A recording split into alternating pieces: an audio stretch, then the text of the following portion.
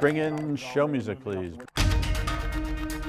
Hi, I'm CNBC producer Katie Kramer. Today on Squawk Pod. Scarlett Johansson is speaking up against Openai. The company's chatbot sounds a lot like the star. We are joined by former White House Chief Tech Officer Aneesh Chopra, exploring the growing pains for AI. When you hear a table is convening and there are stakeholders at the table to set standards, that gives you a little bit more confidence, or I hope it would. And Whole Foods co-founder John Mackey, how he built a store and then a movement. I was told I was crazy. I mean, I think most entrepreneurs are told things like that. When you have a new idea that goes against conventional thinking, you're generally climbing a wall of skepticism. All that, plus succession at JPMorgan and our own Andrew in Paris, just 66 days before the Olympic Games. I'm glad you're over there casing the joint, for us, Andrew. That's good. The survey's looking pretty good, though. We figured out where the best souffle place is. The crepes, we found a great creperie. It's Tuesday, May 21st. Squawk Pod begins right now. Stand Becky by in 3, 2, 1. Cue it, please. Good morning, everybody. Welcome to Squawk Box right here on CNBC. We are live from the NASDAQ market site in Times Square. I'm Becky Quick along with Joe Kernen.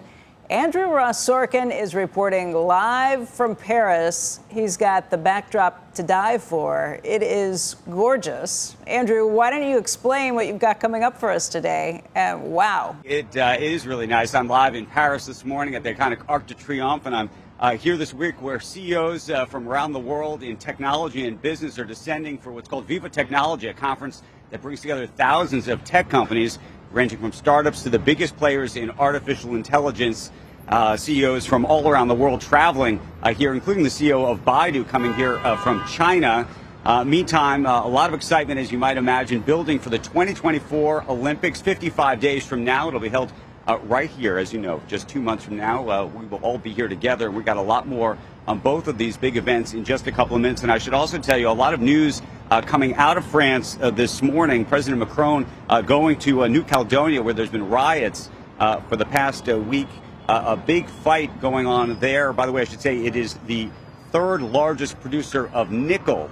So a lot of folks paying attention to what is happening in that French territory today. Also some news out of France this morning where the country says it's going to be supporting the International Criminal Court, which has said that it would like to issue arrest warrants for President Netanyahu of Israel and Hamas. So that news making waves here as well, and we're going to discuss all of this and more throughout the broadcast today. Wow.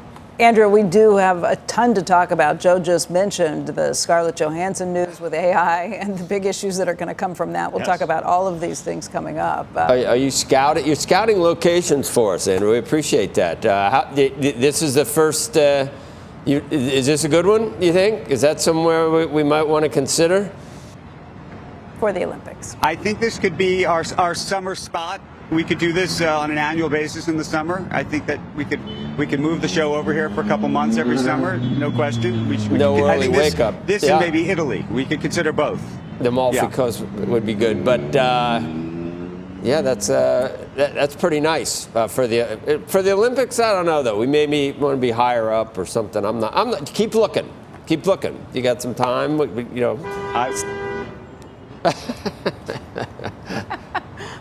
Who was that? That's a relative. They saw you. There's Andrew.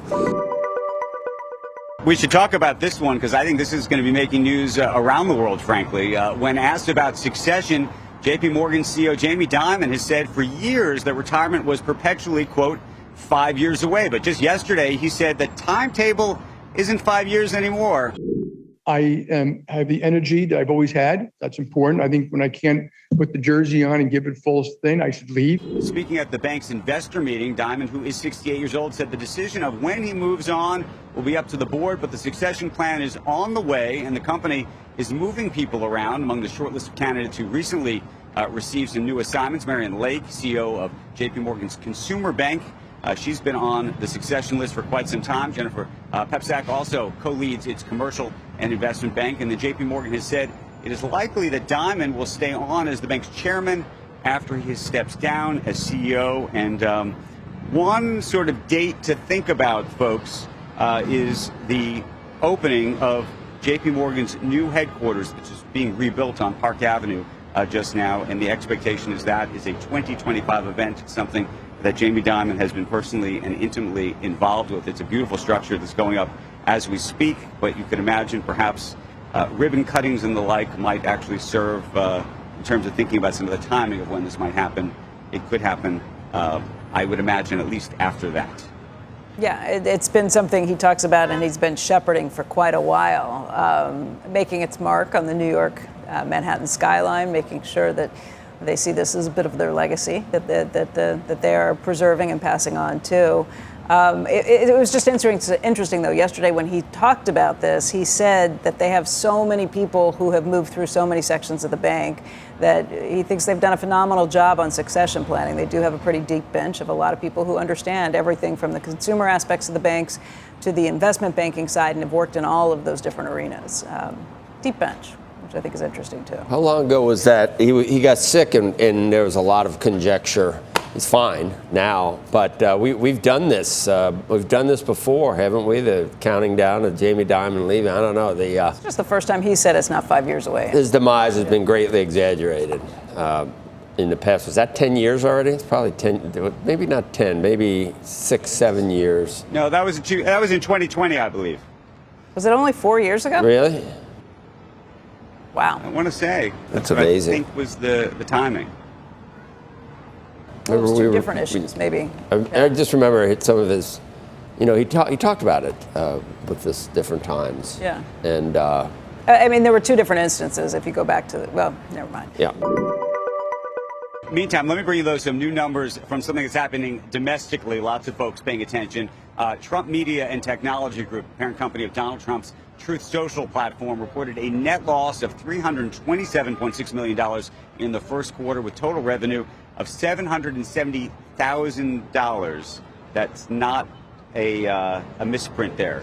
The revenue was only $770,000. In a statement yesterday, company CEO Devin Nunes saying that the company is exploring a wide array of initiatives and innovations to build out Truth Social, that platform, including potential M&A activity. The company previously announced it is planning to launch a TV streaming platform and now says it has signed contracts with a data center partner to host the TV platform. The quarterly filing was delayed after the SEC charged his former auditor with massive fraud at hundreds of companies, not just Truth Social, we should say. But I don't know, guys.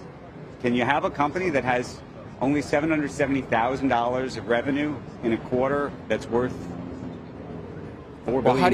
What was the loss number? Compute? The loss number you said was like $400 million, wasn't it? That's like, I'm trying to figure out how that works. Yes, $327 million. No, that's what I'm saying. It's a lot, but I'm just saying, right. just the whole, I'm sorry. It's hard for me to even make sense of any of it. It is weird. I mean, it's like a decimal. It's like a decimal point. Not a political statement. It always is with you. But you're moving it. I mean, it's like a decimal point mistake. It looks like someone messed up their scientific notation. Yeah, fat finger.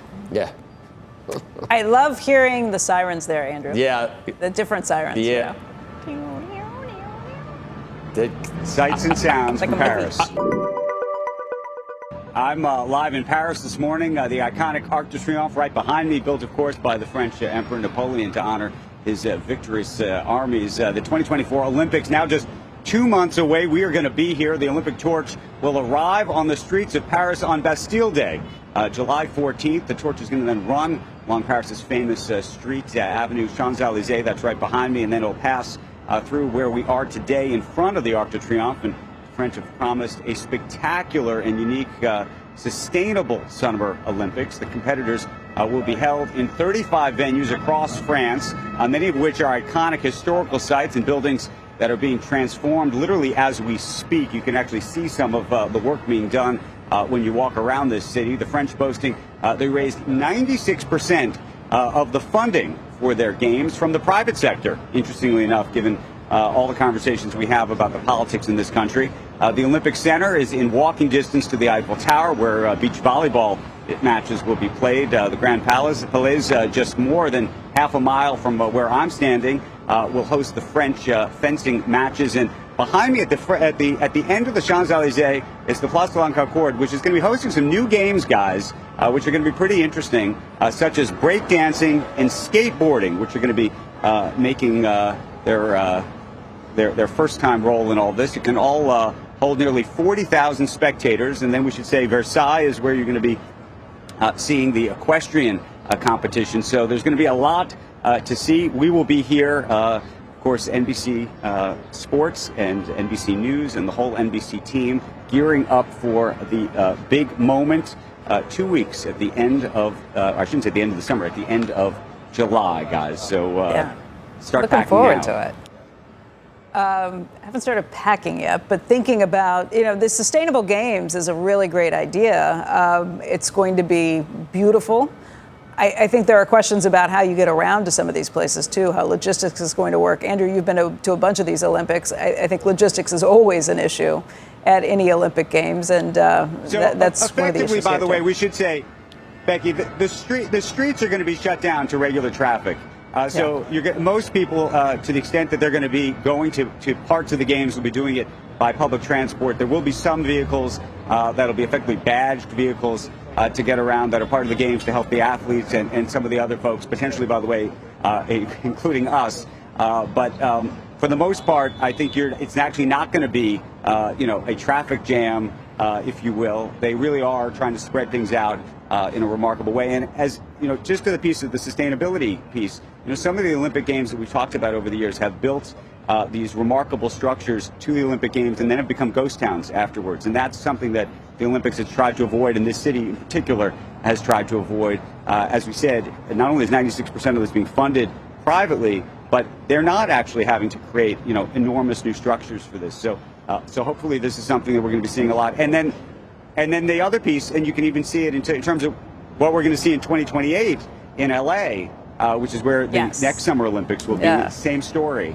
And one of the reasons that they were selected was for that very reason, given that they have been the host of these Olympics before. Yep, I remember. That's something to look forward to, too. I lived in LA at the time, and the last ones. Yeah, and people thought it was going to be the disaster to end all disasters as far as traffic. And when it was all said and done, it was amazing, and that's where U-Broth, remember? Yes, that's where U-Broth got his whole, big reputation from how well the LA Olympics. Look, the other thing is Paris in August is typically really, really quiet. So the right time to be holding the Olympics there, if you're shutting down all the roads and going with the rest of it, that's when the locals get out of town anyway. And remember, I think Mitt, his reputation was from Salt Lake, from running the Salt Lake City Olympics. He got if you can run the Olympics, if you do well over there, Andrew, big things open up for your career. So this is a good start. It's a good start for you. You look good. That is beautiful. Which is a nice way to segue to our commercial break. When we come back, we got a lot more. Cheese will be next. Coming up on Squawk Pod, the co-founder of Whole Foods, John Mackey, health food pioneer, on innovating in grocery and on GMOs. Spoiler, they might not be all bad. They genetically modify the wheat so that it has beta carotene in it, a nutrient that many children don't get if they're just eating kind of a white rice diet. A GMO like that could be very, very helpful.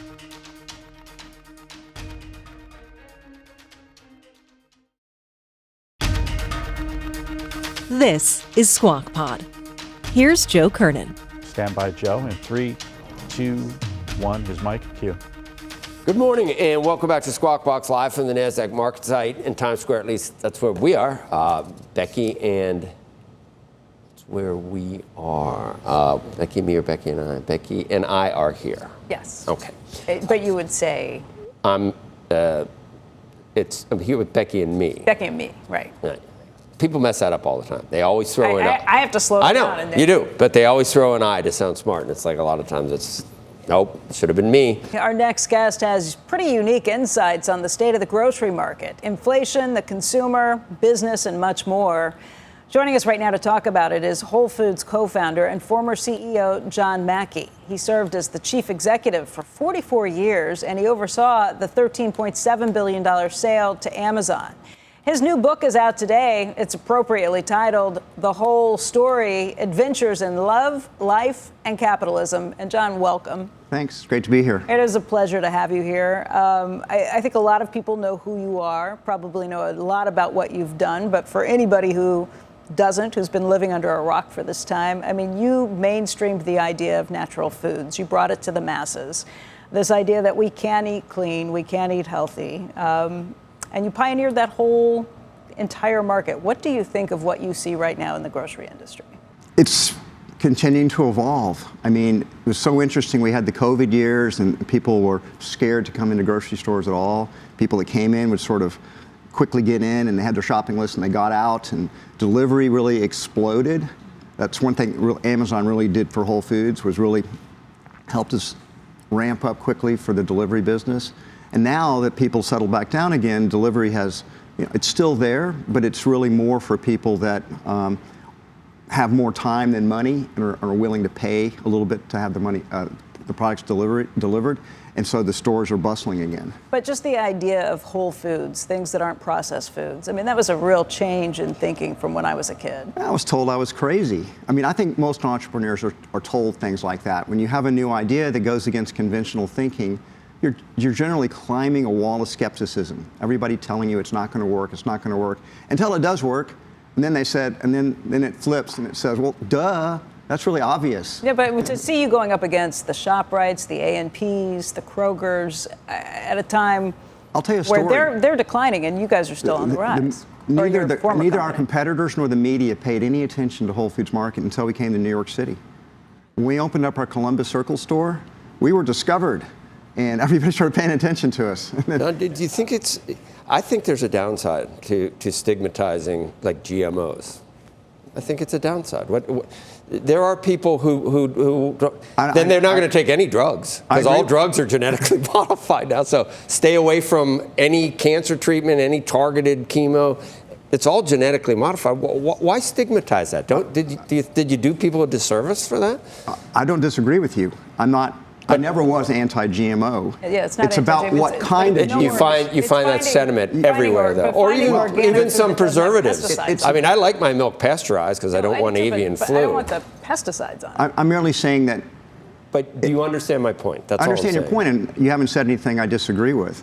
It's just a matter of which pesticides, which GMOs, which additives. Well, which GMOs are bad? Well, I think there's some question about what we're doing with corn, for example, the Monsanto glycosiphates, whether those have some residual negative effects. I think the science is starting to show that it does. That's one that's pretty dangerous. We have to be careful. You think it's set back that whole industry? Let me give you an example of a GMO that could be very helpful.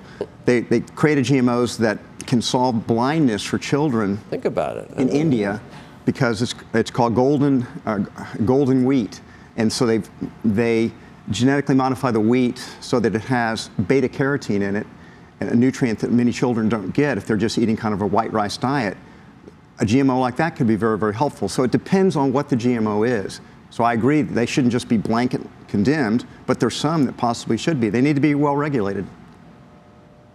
I just think that it probably did more harm than good to stigmatize it. It might have. I was not one of the stigmatizers.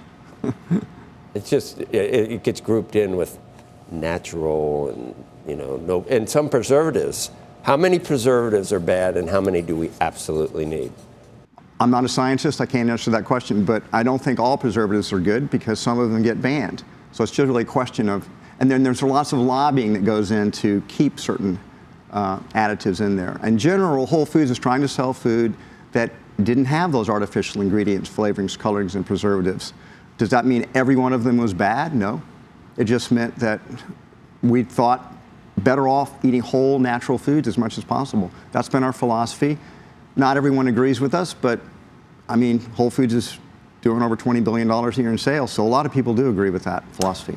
You've got a new health startup that you founded, Love Life, dedicated to preservative holistic health. You've got a flagship LA store that opens this year. How does that compete with Whole Foods? How is it different? It doesn't compete with Whole Foods at all. In some ways, it's a continuation of my own personal higher purpose. Love Life is going to be like this one-stop holistic health membership club. We're taking over an old Best Buy, so it's big. It's 45,000 square feet. Happens to be located in the same center a Whole Foods Market's in.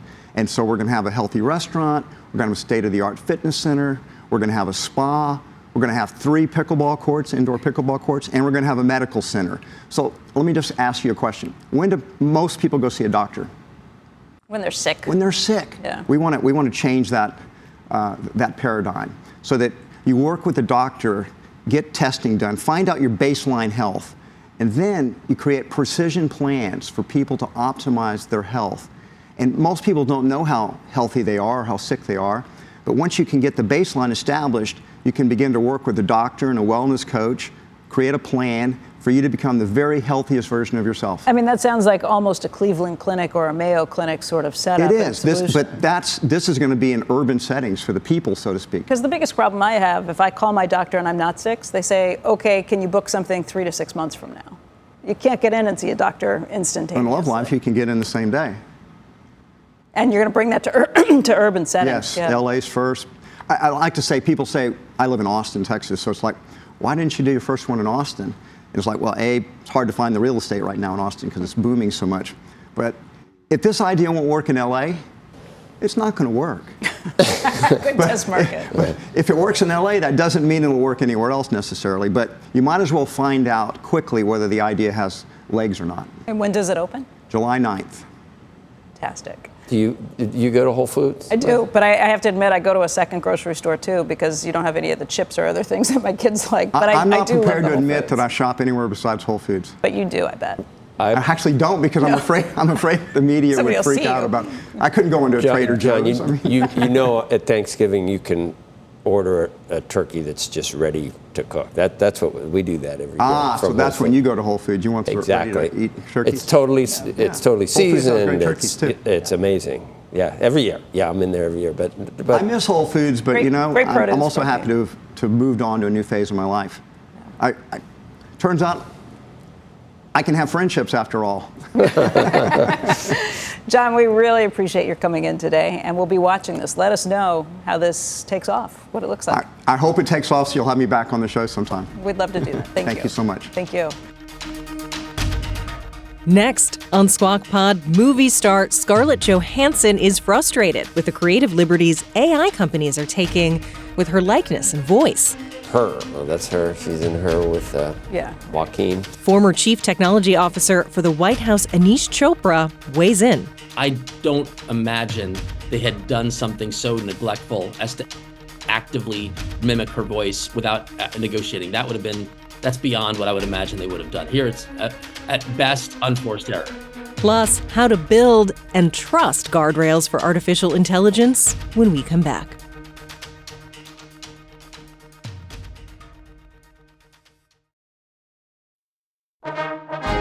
You're listening to Squawk Pod with Joe Kernen, Becky Quick, and Andrew Ross Sorkin, who is broadcasting from a special location. We are live this morning from Paris. The Olympics opening ceremony just 66 days away now. Starts on July 26th. It's going to be taking place on the Seine River with a parade of almost 100 boats carrying more than 10,000 athletes, 300,000 ticketed spectators expected to be able to watch in person. First ever Olympic opening ceremony produced outside of a stadium ahead of the Games in mid-July. The flame of the Olympic Games will run along Paris's most famous avenue, the one right behind me, the Champs-Élysées, and it's going to pass through where we are literally right now at the Arc de Triomphe. I'm here this week in Paris attending Viva Technology. It is a conference that's bringing together thousands of startups and technology executives from around the world.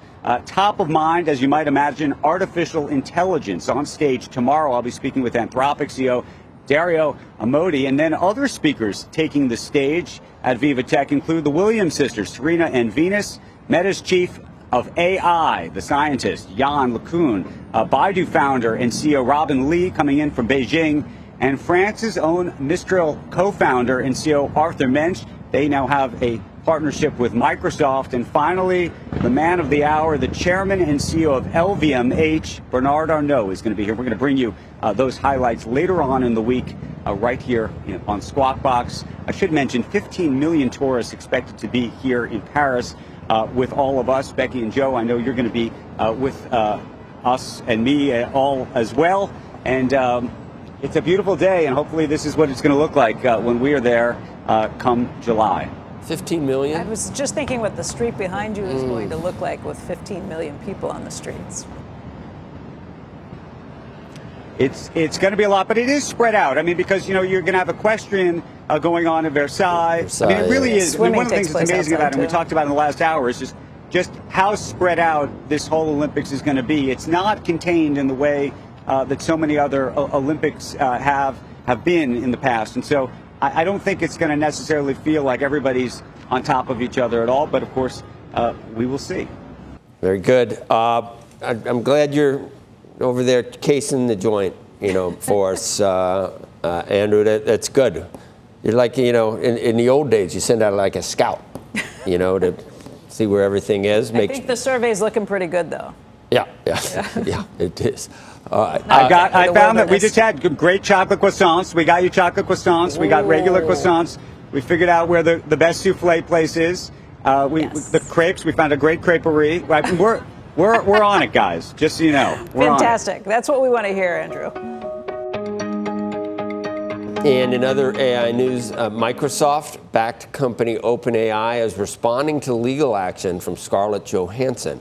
The actress said the voice of the company's chatbot, Sky, sounds so eerily similar to hers that her closest friends and news outlets could not tell the difference.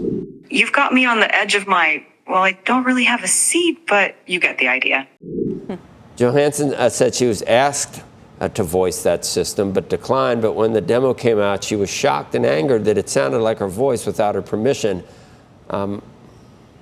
Pretty generic sounding voice to me. I need to hear more. I wouldn't know that was her. After now, I need to hear it was you or me. I mean, we're so distinct. After her legal counsel sent letters to Sam Altman and OpenAI, she said the company agreed to take down the voice. Well, she's got a voice that is... I don't even know her voice. I do. I know it pretty well. The first part of it sounded like her voice to me. The second part, not quite as much. But I'd need to hear a longer clip to really tell.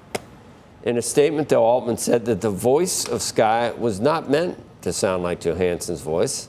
And the voice actor was chosen before even reaching out to her. He said they've paused using Sky's voice in their products and apologized for not communicating better. Johansson pointed out that Altman tweeted on the day the demo was released a single word, her. Well, that's her. She's in Her with Joaquin. Yeah. That's the title of a movie in which Johansson voiced a chat system who forms an intimate relationship with the Joker. They were clearly trying to go for that. Yeah. See, the Joker, had an imagine. Oh, if you haven't seen it, more than I want to know about that. You don't need to see it. It's going to be a Joker too, though. They left it so that he was amazing, in a sick way, but he's a great actor. I mean, this is a really interesting question, though. This is where you have so many content makers who are so upset and concerned about AI, whether that be publishers, whether that be authors, whether that be film stars and actors and actresses. They are so concerned about what happens because if you can just take AI and make it sound like you, make it look like you, steal the content that you've written. Well, you wouldn't have to you wouldn't get paid for that. You wouldn't get paid to voice over animated film anymore if you can get. No, if you can have somebody else do it. Right. You wouldn't get paid for a lot of things. And these large language models are all being trained on all this information that's out there. That's why publishers are so furious. Writers are so furious about it because they're making money now off of it. And the answer was always, well, we're not making any money off of it. But now there is a profit model. It's sticky, though. And you're not going to have any of it. You could do Morgan Freeman, who does like American Express, and you could do something. James Earl Jones. Just like him, or Ving Rhames on Arby's. And you could do them and not pay them and not even claim that it's them. Right. We didn't mean to be you. That's going to be a very sticky, difficult thing to prove on either side. Willie Nelson. Although, look, for him tweeting out... Because God has shown us. Not quite twangy enough. That's from We Are the World, remember? Yeah. And then... Yeah. I look, Angels? I can't even do Willie Nelson. But the idea that he tweeted out her clearly implies that they were shooting for that. Even if it wasn't her, they had already reached out to her. Yeah. So I can understand her frustration. Gave up the ghost. Yeah. Two leaders of an important safety team at Openai left the company last week. That effectively dismantled the so-called super alignment group, which was focused on the long-term risks of artificial intelligence. Posting on X, one of those leaders said, "Building smarter than human machines is an inherently dangerous endeavor. Openai is shouldering an enormous responsibility on behalf of all of humanity." But over the past years, safety culture and processes have taken a back seat to shiny products. Joining us right now to talk more about AI safety and the types of guardrails that might be needed is Aneesh Chopra. He's the former White House Chief Technology Officer, now the president of Kernen. And Aneesh, what do you think about this? Does this raise the risks that there will be compromises made in the name of progress? Well, I don't think it means compromises in the short run. This is definitely a long-term R&D effort, and it's an effort that countries around the world, including our own United States, a new AI Safety Institute, are focused on. So there is clearly a need to have AI safety research underway, well-funded and well-supported. What you're seeing in the OpenAI story is really a kind of a modernization or a maturation of a company that has to make trade-offs. And in today's environment, you can see the competition is clear and vigorous. And as you noted in that tweet thread, basically resources were reallocated from some of these longer term projects to sort of near term needs. It is concerning that you see certain unforced errors coming out of the OpenAI team more broadly. But on this particular matter, I think the long game is public-private collaboration on safety.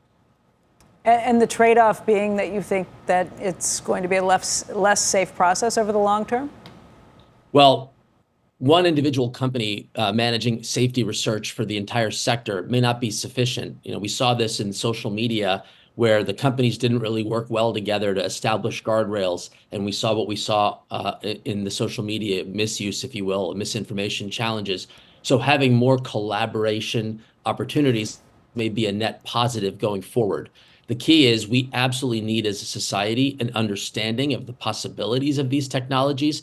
I'm an optimist, but there are obviously concerns, and those need to be studied. And then we need a process by which the major companies, these frontier model companies, incorporate them. Aneesh, you say that, and I laugh because it sounds a little crazy to think, okay, we have this process that's taking place. We're going to move, and we'll eventually see something. I mean, Facebook was founded 20 years ago, 2004.